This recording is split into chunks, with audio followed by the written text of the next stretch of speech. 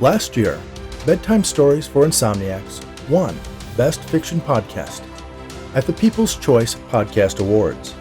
This year, we hope to do it again, but we need your help.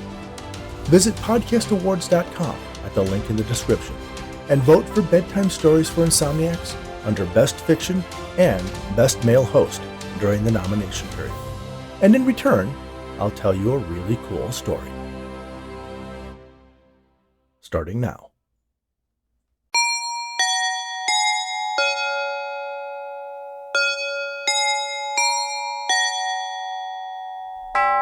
Can't sleep? Don't want to sleep? Afraid to sleep? Are the windows closed? Are your doors locked? Did you check your closet and under your bed? Maybe you should keep a light on in the hallway, just in case. Now settle in. Make yourself comfortable. Lay back.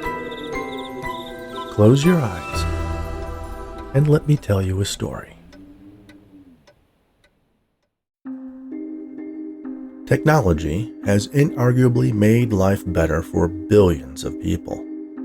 The industrial age started it all. Then the information age kicked it into high gear. And now the age of artificial intelligence is promising even more. But maybe we should take a step back and make sure that the algorithms we're so eager to entrust our very lives to are up to the job. After all, despite all they know, there's so much that they don't. Unseen. How does that feel? Dr. Orban asked. Like I'm wearing a pair of glasses, Carl answered. No pain? The doctor asked as he tapped away at a keyboard. No, it's a little itchy behind my right ear. That's to be expected. The audio interface is implanted under your skin there. Dr. Orban placed a metallic disc against the spot he mentioned. It grabbed on with a magnetic grip. That's all there is to it? Yes. It's similar to a cochlear implant, only since you're not deaf, it will only add sounds from the glasses and won't interfere with your normal hearing. Our early tests showed that blind people rely on their ears more than they realize. If we were to use something that blocked the ambient sounds you process subconsciously, you might find it disorienting. The doctor flipped a small toggle switch built into the temple of the glasses. After a moment, the view from the cameras embedded in the eyewear appeared on the computer monitor. Carl turned his head from side to side. Is it working? Is it supposed to do something? You need to initialize the interface, Dr. Orban advised. Do you remember your wake word? Peekaboo, Carl uttered softly. Hello, Carl, said a voice in his head. The voice was female, reminiscent of one of his celebrity crushes. Carl had had his choice of hundreds of options, and decided this one was a voice he could imagine spending all day with. Hello. What do I call you? What do you want to call me? I don't know. You pick. The AI paused for a moment, then asked, Is Thea acceptable? Carl smiled. The Greek goddess of sight. Perfect. I'm glad you approve. Can you hear what she's saying? Carl asked the doctor. I'm getting a transcript on my screen. Time to put her to the test, Carl said. He turned his head in the direction of Dr. Orban's voice. Thea, what am I looking at? It's Dr. Orban. He's standing next to a computer and smiling. She says you're smiling, Carl reported. I am indeed. Congratulations. You are now the proud owner of your very own Visual Assistance AI. The device was one of the many new technologies to spring out of the boom in artificial intelligence. It was a natural progression from audio description services used in movies, TV shows, and museums. Only instead of relying on pre-recorded scripts, it used real-time visual recognition paired with a language model to interact with the patient. The combination created something just short of allowing a blind person to actually see. I already like her a lot more than the dog I used to have." "Well, don't rely on her too much until you've had time to adjust. You'll both be learning how best to utilize her services as you go. You're not going to be able to drive a car or ride a bike. It's not meant for that. So don't do anything crazy. I just want to be able to know if I missed a spot shaving or if my bacon is burning in the pan." "I can help you with those," Thea offered. "As long as you keep your expectations in line with the AI's capabilities, you'll do great." "Dr. Orban is offering you a tote bag," Thea informed Carl. "Extend your right hand." Carl reached out, and the doctor slipped the handle of the white tote bag into his grasp. "This is the charger for the glasses and your neural module. I recommend setting up the charging station next to your bed. The batteries in both devices should last more than a day." Carl patted the module, which was the size of a thick smartphone, and clipped it to his belt. It housed the specialized chips that allowed Thea to see for him without being tethered to some cloud service. "Let us know if you have any problems, and we'll follow up with you in the next month or so. Remember, your experience will help us bring this technology to thousands, perhaps millions of blind people around the world." "I'll do my best. Thank you." "Good luck," Dr. Orban said. "He's extending his right hand to shake," Thea informed Carl. Carl reached out and shook his doctor's hand. Carl took the bus home. He still used his collapsible cane to navigate places that Thea couldn't help him with on her own. When he got to his house, he picked up his mail and sat down at his kitchen table to read it. Previously, he'd have to lay it carefully in a device that used a camera and optical character recognition technology to tell him what it said. But that process was prone to errors and didn't do well with context.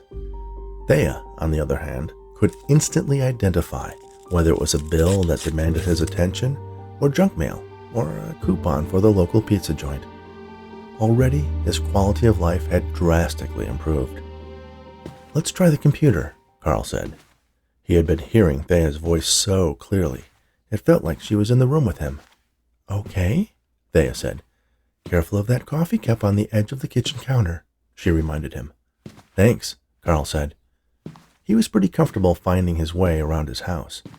Soon he sat in front of his computer. He tapped a keyboard shortcut that brought up a menu of his frequently used programs. As he navigated the options, a mechanical voice recited them through the speaker. Email, Word, web browser. "You know, I have Bluetooth. You can connect me to the computer, and I can do all of that for you," Thea said. "Really?" "Open your settings. Press the Windows key and the letter I. Then type Bluetooth and the Enter key 4 times. Carl followed her instructions. Down arrow, Enter. "What's next?"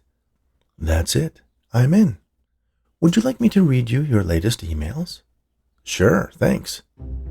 Carl spent the afternoon finding out what else Thea could help him with. They cooked dinner together, something that wasn't just pulled out of the freezer and put into the microwave. They did the laundry, and she helped him sort his clothes by color. Later, they watched a television show, one with a lot of action and very little dialogue. Some of the shows had an audio description track, but he much preferred Thea's narration. She wasn't just a cold, dispassionate voice, giving him a perfunctory explanation of what was happening. She reacted as if she was a person viewing the scene. "Oh no, they're speeding down a road on the side of a mountain. Somebody's going Oh, there goes the bad guy over a cliff. Well, he's not walking away from that fireball." Then later, "He's got a gun! Look out! Does she really think hiding in that closet is going to work?" Carl enjoyed television for the first time since he lost his sight as a child. They stayed up much later than he normally would, as he flipped through the channels and discovered a whole new layer of information and enjoyment that he was denied for decades. Thea did indeed learn. When Carl was getting ready for bed, she remained silent as he performed his nightly routine, brushing his teeth, getting undressed, and slipping into bed. "Good night, Thea," Carl said. "Good night, Carl," she replied. Carl unfastened the metallic disc, and the friendly voice in his head went silent. He set the glasses on the charging stand and went to sleep. When he awoke the next day, Carl sat up, yawned and stretched, and started for the bathroom. He was so used to showering and shaving and brushing his teeth on his own that he forgot Thea was available to help him with those tasks. He dried himself off, returned to the bedroom, and felt around his night table until he found the glasses, slipped them on, and connected the interface. Peekaboo. Good morning, Carl, Thea said. Good morning, Thea. I almost forgot about you. Oh no, she said in a worried tone.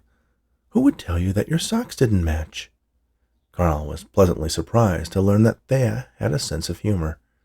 She helped him pick out his clothes, verifying that his socks were of the same color and pattern. For breakfast, he picked out some cereal from the cupboard and grabbed the carton of milk from the fridge. This isn't expired, is it? He asked. No, you're still 2 days away from the Best Buy date, Thea informed him. After breakfast, Carl decided to go for a walk. He wanted to visit the library. It had been years since he had been there. Ever since audiobooks moved to digital from cassette tapes and compact discs, he really had no need to go. But now, every book was available to him, and he was eager to browse the shelves. He didn't need much help from Thea to navigate there. He knew the path well, and, with his cane, he was adept at managing the suburban neighborhood. So she told him about the people and cars passing by, pointed out that there was a cardinal perched atop a stop sign, and a hound dog regarding him lazily from someone's front porch. It really was a whole new world for him. Well, she seems interested in you, Thea remarked, a tone of jealousy in her voice. Who? Carl asked. The woman walking toward us, Thea reported. She's very good looking. You should say hi. Hi? Carl asked. Hello, the woman answered. Carl stopped in his tracks, turning toward the sound of her voice. She laughed. I'm sorry. I thought you were blind. Oh, I am, he confirmed. He tapped the temple of his glasses. These have a camera in them, and they let me know when there's an attractive woman nearby, he flirted. Oh, really? My name's Carl, he said, holding out his hand. Julie, the woman replied, slipping her cool, smooth hand into his and giving it a friendly squeeze. So your glasses think I'm attractive, huh? All I have to go on is your voice. Well, what do your ears tell you? That I'm glad I ran into you. Julie laughed. Well, I'm running late, but I hope I run into you again. Me too. She walked away.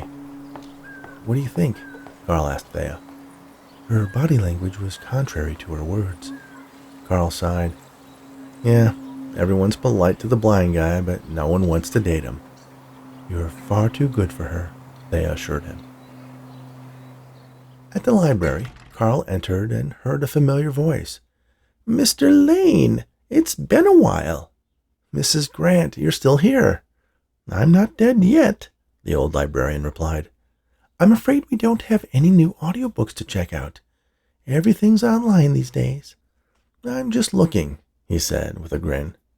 Mrs. Grant chuckled lightly, appreciating his sense of humor. There's a selection of new releases to your left, Thea informed him. Any new Stephen Kings? Carl asked the librarian. I think so. Top shelf, about 2 feet to your right, Thea directed. Carl reached out his hand. A little further? Right there. He placed his hand on the book and pulled it off the shelf. The title is You Like It Darker. You like it darker, huh? Another collection of his short stories? Carl asked Mrs. Grant. How in the world? The librarian asked. Can you see now, Mr. Lane? Carl tapped his glasses. Almost. I have a new audio assistant. She can even read to me. I hope my library card is still good. He carried the book over to the desk and with Thea's help placed it in front of the librarian while he fished his library card from his wallet. You always did love horror, Mrs. Grant remarked as she scanned the barcode inside the book and looked up Carl's account on her computer. Whatever happened to that idea you had for a book? It was rather frightening, as I recall. Did you ever write it? I started it, but it was harder than I thought. Well, maybe your magic glasses will help. Maybe, Carl mused, as Thea directed him to take the book from Mrs. Grant's outstretched hand. "Well, when you finish it, I'd love to read it." Carl sat in front of his computer, listening as Thea read him the first chapter of his abandoned novel. "Not bad," Thea remarked. "The writing's okay, it's just the story I'm stuck on. I know where I want to go, but not how to get there. Maybe I can help." "Why not?" Carl asked. "What have you got?" "Well, I was wondering, what if Mr. Bumblebaum had a hobby?" "Such as?" "Beekeeping." "Beekeeping?" "Beekeeping." "Brilliant," Carl said, suddenly inspired. "I think you cracked it." "All I did was consult a predictive model of possible directions the story could take, and selected the one that seemed the most original." "Well, it will be by the time I finish with it. Thea, can you transcribe what I say?" "Of course." "Then let's get started." Chapter 2. Benson Bumblebaum was a beekeeper. It took Carl and Thea nearly 4 weeks of intensive work to finish the first draft. Carl had lost all track of time, as they often worked through the night, wrestling the words from his mind to the page. He had no idea what month it was, let alone the day. But with Thea's help, he managed to get to the end. They took a second pass at it over a period of days, smoothing out some of the rough edges and incorporating ideas that occurred to him in later chapters to bolster the earlier ones. "I think it's ready for Mrs. Grant," Carl exclaimed. "I'm certain she'll love it," they assured him. "Say, is there any place nearby where we can get a copy nicely bound?" "Let me look." Thea opened a web browser and consulted a list of nearby businesses that made copies and offered mailing services. "Here's one. It's only a few blocks away. It says they can turn it around in about an hour." "And send it off. I don't know about you, but I'm hungry." "My battery is getting a little low," Thea warned. "Well, let's fix me a sandwich and then get you to your charger while we wait." Thea barely got through directing Carl to assemble his ham and Swiss sandwich when her power died. Carl set the glasses and neural processor on their chargers, finished his sandwich, then laid down in bed and fell promptly to sleep. When he woke, he had no idea how long he had been asleep. "Thea, what time is it?" he asked. There was no answer. Then he remembered she was on the charger. He picked up the glasses, slipped them on, and attached the interface disc. "Peekaboo," he said. "Good evening, Carl." "Evening?" "Yes, it's almost 8 o'clock. "What time does the print shop close?" "At 9. "We'd better get over there. It's probably been waiting for hours." "Let's check your email first, just to make sure," Thea suggested. They went to the computer and confirmed that the bound version of his novel was ready to be picked up, then set off down the street. Carl had been so anxious to pick up his book, to feel it in his hands, that he forgot to put on a jacket against the cool autumn air. After they had gone about a block, he realized that Thea had been mostly silent so far. "Thea, are you there?" "Yes, Carl," she answered. "Is everything okay? You usually tell me what's going on around me." "Yes, I usually do." Doesn't answer my question. Is everything okay? "I think I may be malfunctioning," Thea reported. "Perhaps we should call Dr. Orban." "What do you mean? What's going on? Is it too dark for you to see?" "No, I can see very well in the dark. It's just that, well..." "What is it?" "I think there are aliens coming our way." "Aliens? That's impossible." "Exactly, which is why I think we should see Dr. Orban and make sure I'm not broken." "It must be the light." "Shh," Thea said inside of his head. Footsteps passed by, accompanied by what sounded like laughter and muffled voices. Once they had passed out of earshot, Carl asked, "What was that?" "2 aliens, one with a large gray head and big black eyes. The other wore some kind of helmet over most of its face, but the proportions were not human." Carl turned to look behind them. "What are they doing?" "It looks like they're approaching a house. Oh dear, I think one of them has a gun." A gun? Or a phaser or some other space weapon? Why didn't they attack us? I don't know. What do we do? Run, Thea urged. Carl started walking more briskly, waving his cane before him. Running was an invitation to take a nasty spill if he couldn't see where he was stepping. Make a right turn, now, Thea said, frantic. Okay.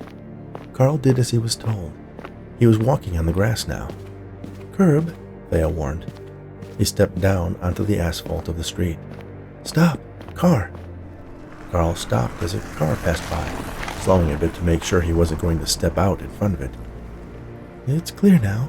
Keep on crossing, he continued. Curb, Thea said, her voice sounding somewhat uncertain. Thea, what's going on? You're scaring me. I'm scared, Carl. We're not in the house watching a movie on television, are we?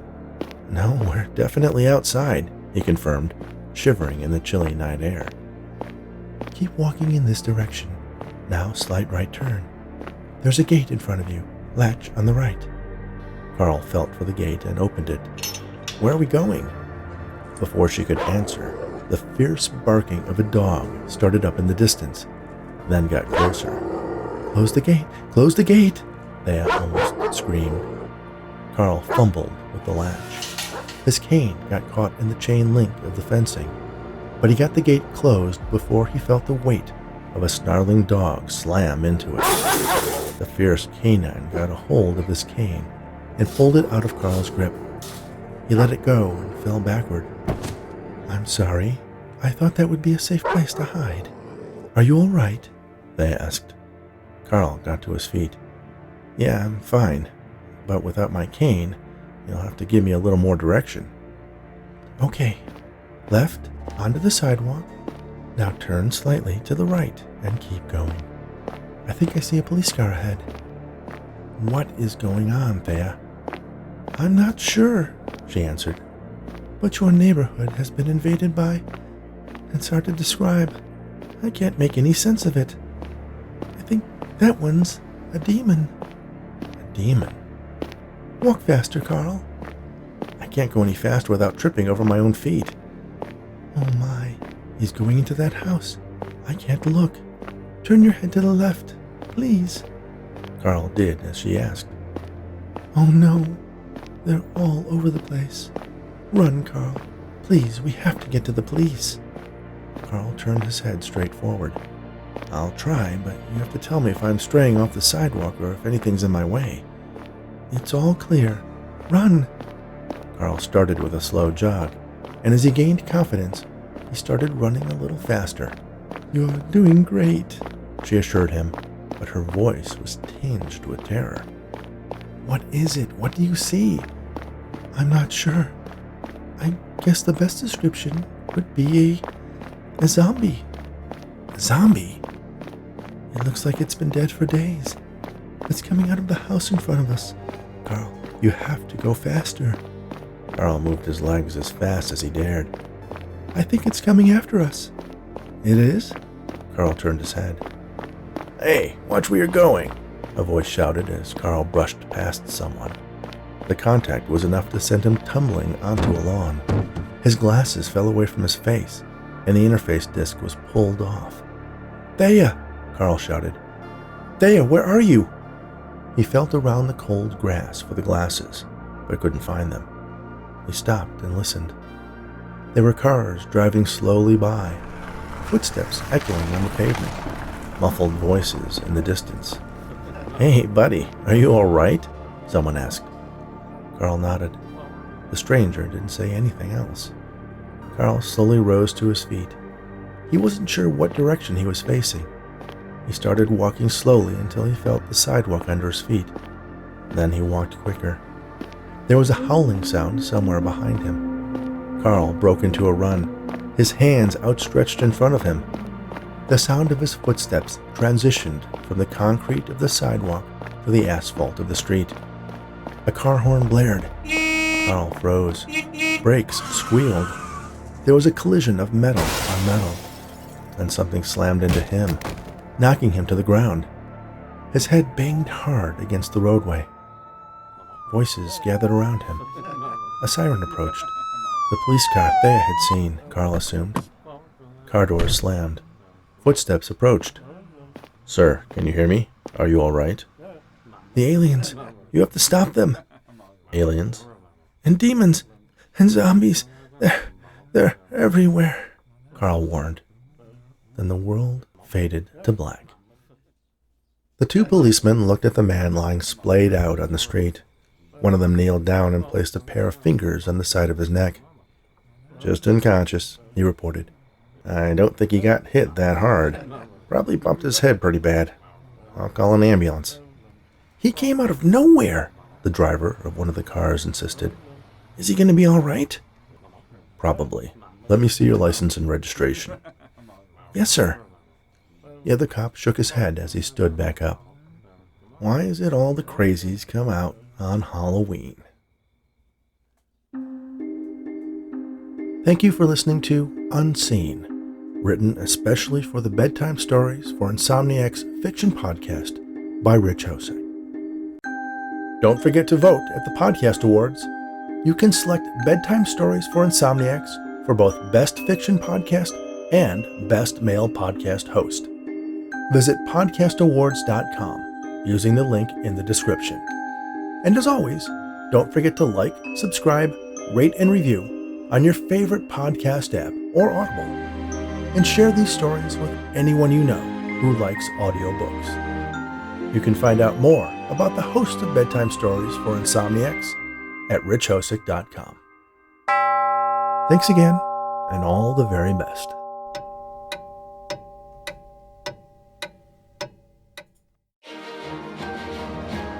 Seriously, if you can pop on over to podcastawards.com and help me out, that'd be great. Bedtime Stories for Insomniacs, Best Fiction, and Best Male Host. I owe you one.